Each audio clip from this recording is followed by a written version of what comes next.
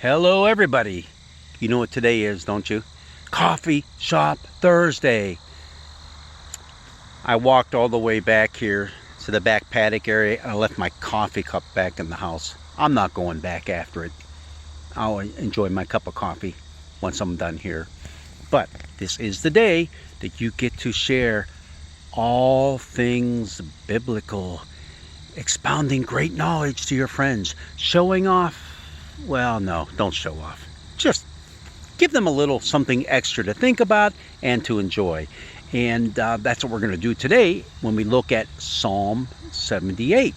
Psalm 78 is the alternate psalm reading if in your church you're using the Revised Common Lectionary and you're having the Exodus passage for your Old Testament reading that we talked about earlier in the week, where Moses struck the rock in the wilderness and outflowed water, so all the people who were griping and groaning that they were thirsty and were they're going to die of thirst, they were able to be saved by God.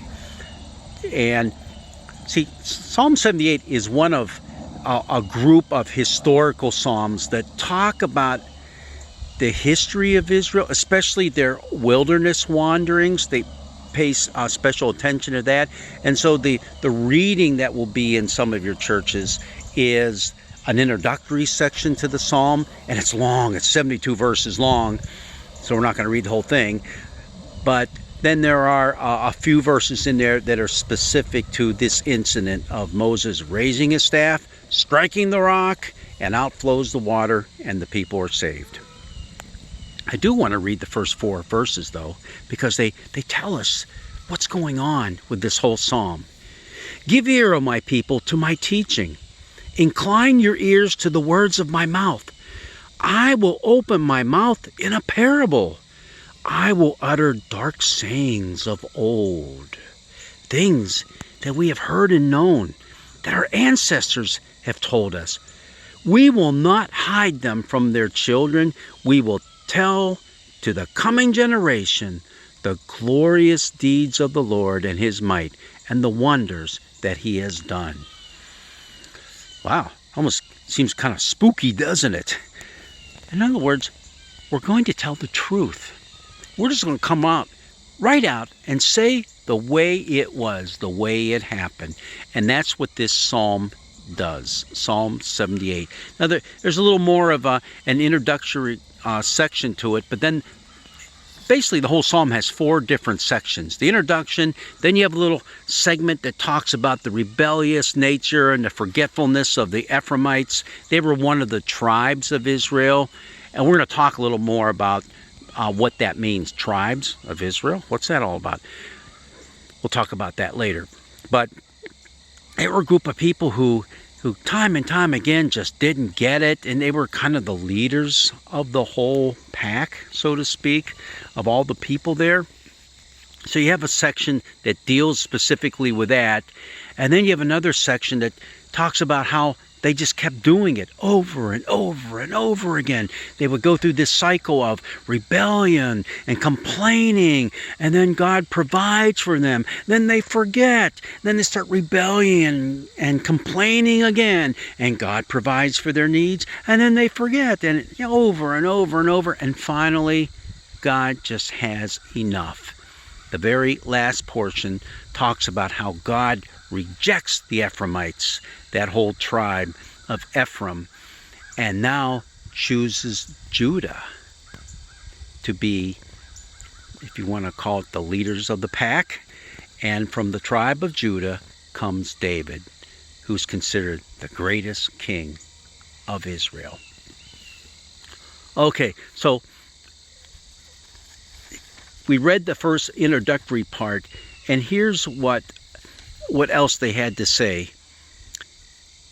He, meaning God, established a decree in Jacob and appointed a law in Israel, which he commanded our ancestors to teach to their children, that the next generation might know them, the children yet unborn, and rise up to tell them to their children, so that they should set their hope in God.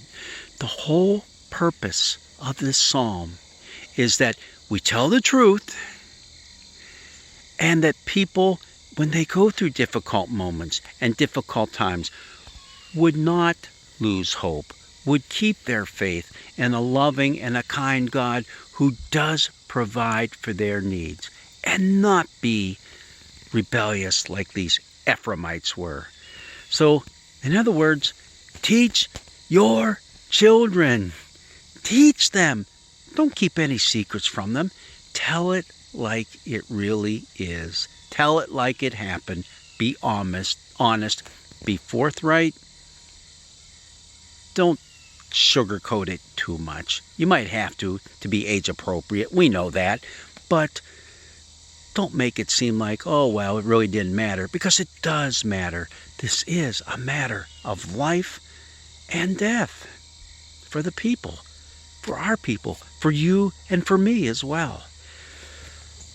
It's interesting that the emphasis here isn't on make sure you teach them the Ten Commandments, make sure you teach them the Deuteronomic laws, all those holiness codes that we have to follow. No, the emphasis is on talk about relationships, the relationship that the people had with Moses, but also the relationships that they had with God, and how time and time again that relationship was broken, and yet God returned to them with love and forgiveness.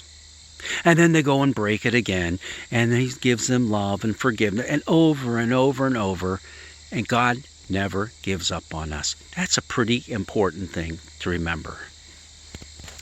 Now, this is Coffee Shop Thursday. Don't forget, you've been sitting back, drinking your coffee, right? And now it's your turn, because somebody asked a very interesting question. Who were these Ephraimites? Who were they? I mentioned they were one of the 12 tribes of Israel. What do you mean by 12 tribes of Israel? Were these Indians? No. A tribe is a clan of people. It's a bigger family grouping of people. There were 12 family groupings, main family groupings in Israel. Jacob is Israel. Jacob, remember his name was changed to Israel? Well, now this group of people known as the Israelites, they were basically known as the Hebrews for most of the time, but they are the Israelites. They descended from Jacob. Jacob had, wait a minute, didn't he have 12 kids? Yeah, he had 12 kids, and there's 12 tribes. Okay, yeah, but no, something's not quite right here. You see, only 10 of his sons were counted amongst the tribes. So what is going on here? Let's see here. Oh, yeah, there's 2 other tribes, the Ephraimites and those who were sons of Manasseh. So Ephraim and Manasseh, they were sons of Joseph. Got that? Joseph is not included in the 12 tribes of Israel. His 2 sons were. All right, so if you had 12 originally, take away Joseph, that makes 11. Now you add 2 more, that makes 13. 13 tribes of Israel? No, only 12. Because now you take all the Levites. They were included in on this because they were to be the religious leaders of Israel. And since they did not possess any land when they moved into the promised land, they were provided for by the rest of the clans. So there you have it, the 12 tribes of Israel, the 12 sons, so to speak, of Jacob. Take away Joseph, add in his 2 sons, Manasseh and Ephraim. All right, gives you 13, so you got to get rid of 1 more. Well, get rid of the Levites, not get rid of them, but remove them from the count, because they are a separate group altogether, and they are in charge of worship and all the religious practices. So why does that make a difference? It will later on. What does the psalm talk about the Ephraimites being rejected? Well, remember there was a rebellion amongst the 12 tribes of Israel after Solomon died. There was a bit of a civil war type of thing, and 10 of the tribes lived to the north. That became known as Israel, and 2 of the tribes stayed to the south. That became known as Judah. In the south, the 12 tribes were led by the 2 tribes that were left were led by the tribe of Judah. To the north, it was led by Ephraim, the Ephraimites. And what this psalm is referring to is the faithlessness of the Ephraimites, not just out in the wilderness, but later on too. And they were taken over by the Assyrians and led off into captivity by the Assyrians. Only as we know, later on, the same thing would happen to the 2 southern tribes led by Judah. They too would be carried off into captivity, but this time by Babylon. Just a little history lesson that you can share with your friends when you have your time on Coffee Shop Thursday. But remember what the psalm says. Teach your children. Give them the truth. Don't sugarcoat things and try to make it easy to hear, because it is a history that is somewhat difficult, but it's one we need to hear because it talks about relationships, not just amongst ourselves, but between us and God. Keep that relationship on good terms. God's blessings be with you, and enjoy your day.